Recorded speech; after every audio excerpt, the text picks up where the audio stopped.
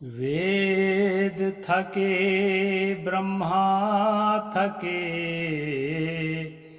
थके सकल भगवान। अवतारों को पता नहीं, क्या मानवता ज्ञान। नमस्कार दोस्तों, मैं अविनाश दास रेशनल कबीर यूट्यूब चैनल में आप सबका हार्दिक स्वागत करता हूँ। साथियों, यदि चैनल को सब्सक्राइब नहीं किए हैं, सब्सक्राइब जरूर करें। शेयर करके अपने सभी साथियों तक सभी ग्रुपों में पहुँचाएँ। बेल आइकन को प्रेस करें, ऑल नोटिफिकेशन ऑन रखें ताकि हर नया अपडेट आप तक पहुँच सके। लाइक और कमेंट जरूर करें दोस्तों। मैंने एक साखी बोली है, उसका संक्षेप में अर्थ करके आज के प्रसंग पर चलते हैं दोस्तों। कबीर और रामानंद। वेद थके ब्रह्मा थके, थके सकल भगवान। और अवतारों को पता नहीं, क्या मानवता ज्ञान। मानवीय मूल्यों का जो ज्ञान है दोस्तों,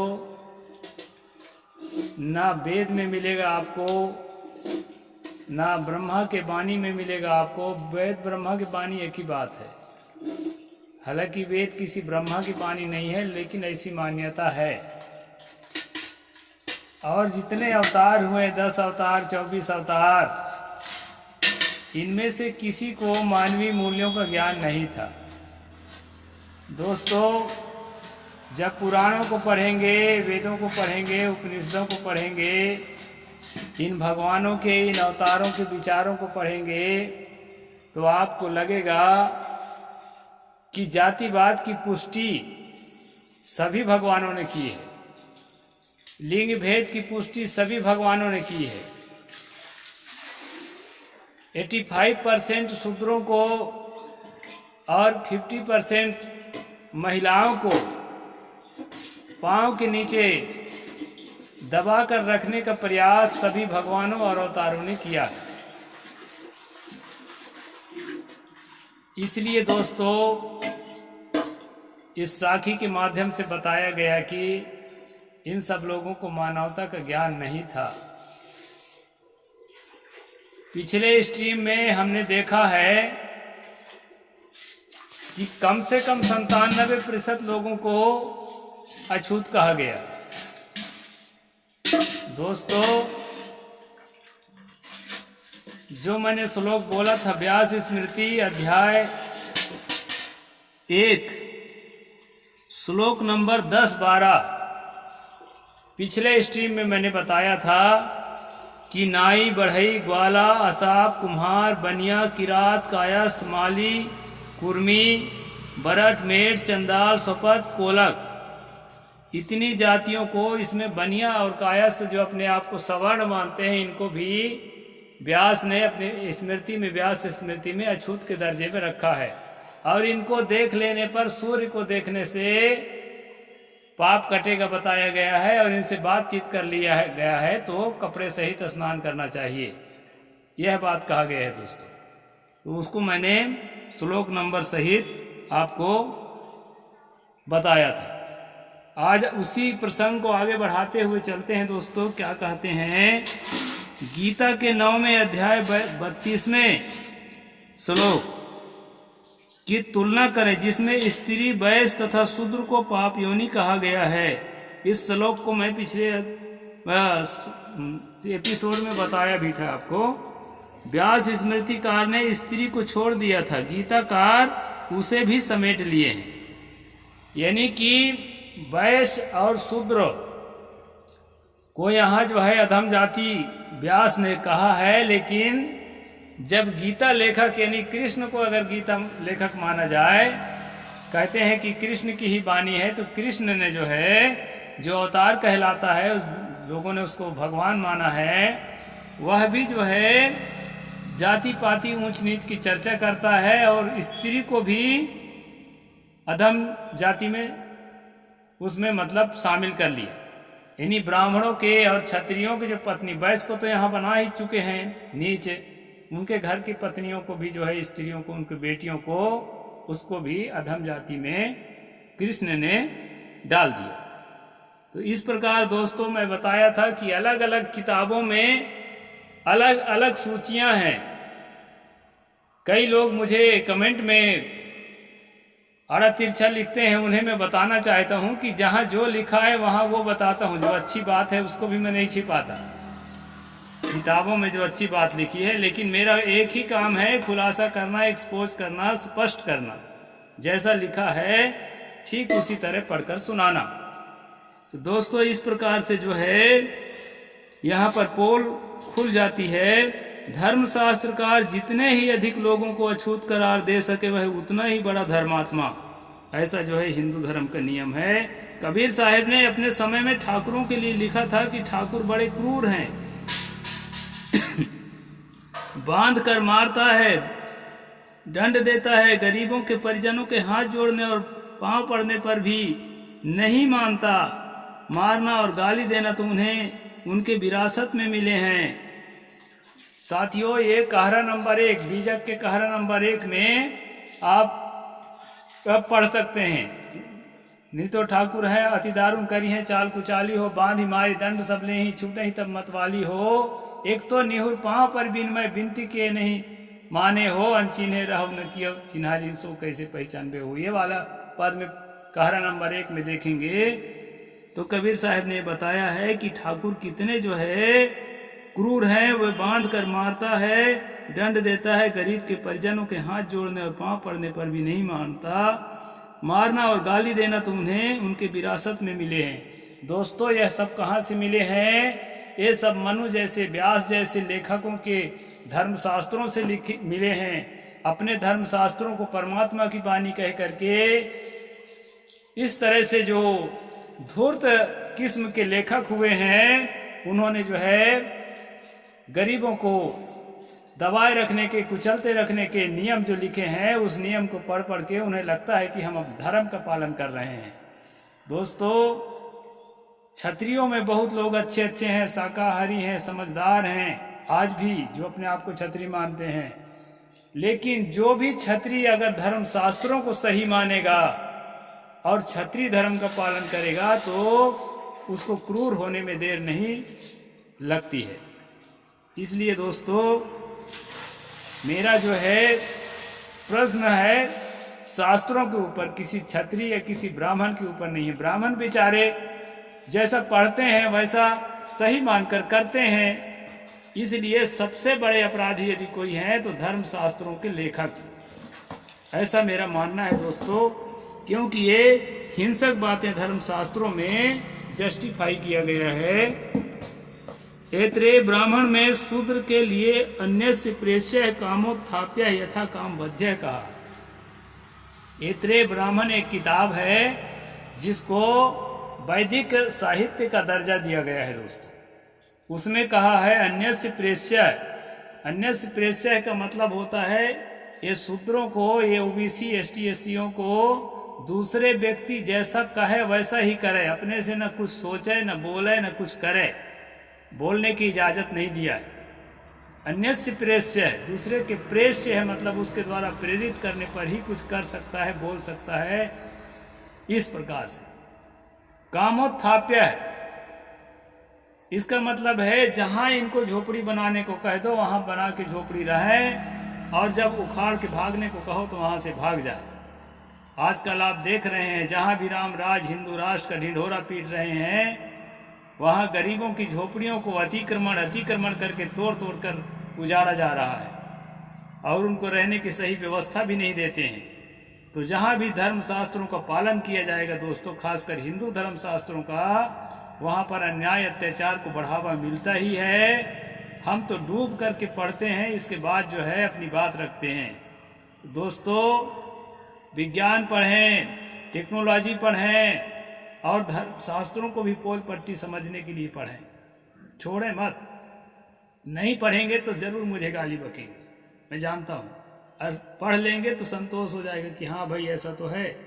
तो इसमें कहा है जहाँ कामोत्थाप्य, जहाँ इनकी झोपड़ी ऑर्डर दे दो, बना लें अपना झुग्गी और रहें, और जो है जब चाहो तो उनको अखाड़ के फेंक दो। यथा काम बध्य है, नर बलि की जरूरत पड़े तो जितनी मात्रा में जरूरत है शूद्रों के बेटों बेटियों को ला करके काट करके और हवन कर दो, स्वाहा कर दो, देवी देवता को खुश कर दो। इस प्रकार यथा काम बध्य कहा है दोस्तों, जितने की जरूरत हो वध कर सकते हो, कोई पाप नहीं है। अभी मणिपुर में महिलाओं को नंगा घुमाने के साथ साथ कितनों पुरुषों को, महिलाओं को जो है सामूहिक हत्या कर दिया गया। इसको ये लोग कोई पाप नहीं मानते। जो भी धर्म शास्त्रों को सही मानने वाले लोग हैं वो ऐसा ही करते हैं। इसलिए मैं कहता हूँ दोस्तों, धर्म शास्त्रों को पढ़ें और उसमें जो युक्ति युक्त बात है, प्रमाण युक्त बात है, आपके जीवन के लिए उपयोगी बात है, उसका आदर भी करें, उसके लिए कोई खंडन नहीं है। लेकिन इस तरह से हिंसक बातें हैं, उनको समझ करके यह जान लें कि ये षड्यंत्रकारी लोगों की लिखी हुई किताबें हैं। क्योंकि चार्वाक ने कहा था, भाड़ धूर्त और निशाचरों ने वेद को लिखा है, वेदों को, ये चार्वाक की वाणी है। तो इस प्रकार दोस्तों कहा गया है, शूद्र के वध कर देने पर भी उन्हें कोई सुनवाई नहीं होती थी। सुनेगा कौन, सब जगह तो वही लोग बैठे हैं। शूद्र धन संग्रह नहीं कर सकता, विद्या नहीं पढ़ सकता। अधम जात में विद्या पाई, हो ही यथा अहि दूध पिलाई। ये तुलसी दुबे ने भी लिखा है कि अधम जाति को अगर शिक्षित कर दोगे तो सांप की तरह विषैला हो जाता है। तो शिक्षा का अधिकार नहीं, धन संग्रह के अधिकार नहीं। अभी मैंने आपको मनुस्मृति के स्ट्रीम में, पिछले स्ट्रीम में बताया है धन के संबंध में, उसको आप जरूर देखना। तो उसमें जो है साफ साफ जो है मनु ने कहा है कि शूद्र को धन रखने का हक नहीं है, ब्राह्मण जब चाहे बेरोक उसको छीन सकता है। तो पिछले स्ट्रीम में देखना दोस्तों, मनुस्मृति में उसको मैंने बताया है पूरे श्लोक नंबर के साथ। विद्या पढ़ नहीं सकता, अच्छा कपड़ा नहीं पहन सकता, अच्छा भोजन नहीं कर सकता, यहाँ तक अछूतों को तो राजमार्ग में चलने तक की मनाही थी। यदि चले तो उसके कमर में झाड़ू बांध दी जाती थी और गले में थूकने के लिए मिट्टी का ठिकारा। और इतना ही नहीं, उन्हें अपने आगमन की सूचना देने के लिए 2 लकड़ी बजाते हुए चलना पड़ता था, जिससे उनकी आवाज़ सुनकर सवर्ण लोग उनसे दूर हट जाएं। उनके छाया छू जाने से दोस्तों इनका धर्म नष्ट हो जाता था। ऐसा है ये वैदिक धर्म, ब्राह्मण धर्म, जिसको आजकल हिंदू धर्म कहते हैं।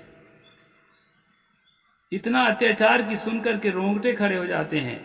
भारत के दलित करोड़ों की संख्या में मुसलमान और ईसाई बने हैं, सब इन्हीं कारणों से बने हैं। त्रावणकोर की वीडियो मैंने बनाया था, उसको आप देखे होंगे कि त्रावणकोर में, जिसको अब केरल कहते हैं, एक प्रिंसली स्टेट था। उस जमाने में कैसे अत्याचार होता था कि महिलाओं को स्तन ढकने तक का हक नहीं दिया गया था। खासकर छोटी जाति की महिलाओं को, बड़ी जाति की महिलाओं को भी मंदिर के अंदर स्तन खोल करके ही जाना पड़ता था, केवल ब्राह्मणी को छोड़कर। तो इस प्रकार से दोस्तों धर्मशास्त्र आपके जीवन के लिए मार्गदर्शक नहीं है। अपना मार्गदर्शक आपको विवेक करके, विचार करके खुद बनना पड़ेगा। ईसाई और मुसलमान बन गए करोड़ों की संख्या में। क्यों बन गए? क्योंकि जो है हर मनुष्य को सम्मान चाहिए। कुत्ता बिल्ली तक को सम्मान चाहिए तो मनुष्य को कैसे नहीं चाहिए? और जिसको इस तरह से, जिसके साथ अन्याय होगा, अत्याचार होगा, जिसके साथ दमन होगा, जिसके साथ इस प्रकार से जिनको सताया जाएगा, वो कैसे नहीं राहत खोजेंगे? और जो आदमी राहत देगा उसके पास कैसे नहीं जाएंगे? इसलिए दोस्तों इस प्रकार ईसाई और मुसलमानों की संख्या बढ़ने लगी। सब इन्हीं कारणों से बने हैं। धन और ऊंचे पद के लोभ में तो सवर्ण लोग मुसलमान बने, किंतु दलित शोषित जनता तो घोर अपमान और प्रताड़ना से अजी जाकर हिंदू धर्म छोड़े थे। मध्यकाल के सामाजिक स्थिति के बारे में डॉक्टर पीतम्बर दत्त बर्थवाल लिखते हैं, स्थिति इतनी शोचनीय हो गई कि निम्न समझी जाने वाली जातियों में लगभग 1200 उपजातियां बन चुकी थी, जिनका हिंदू समाज में कोई स्थान नहीं था। समाज में ऊंच नीच की खाई और गहरी हो गई थी। शूद्र जो नीचतम वर्ण में से थे, सभ्य समाज के सब अधिकारों से वंचित ठहराए गए। वेद और धर्म शास्त्रों का अधिकार उन्हें न था। उनमें से अंत्यजों के लिए तो देव दर्शन के लिए मंदिर प्रवेश भी निषिद्ध था। उनका स्पर्श तक अपवित्र समझा जाता था। इस प्रकार से दोस्तों ये मध्यकाल की इतिहास है, कबीर साहब के ज़माने की इतिहास है। ऊपर हमने भारत की मुसलमानी आक्रमण के समय के सामाजिक स्थिति और बाद की सल्तनत कालीन स्थिति और मध्यकालीन या कबीर कालीन स्थितियों की जायजा लिया है। लगभग 500 वर्षों का एक सामाजिक चित्र तैयार किया और देखा है कि भारत में जात पात, छुआछूत तथा भेदभाव की निरंतर बढ़ोतरी हुई है। इन सब में यह बात सिद्ध होती है कि तत्कालीन परिवेश में स्वामी रामानंद, जो रामानुजी परंपरा के आचार्य माने जाते हैं, शास्त्र के विरुद्ध कतई नहीं जा सकते थे। जैसा कि गीता में श्री कृष्ण ने अर्जुन से कहा है, कार्य और अकार्य के निर्णय में शास्त्र ही तुम्हारे लिए प्रमाण है।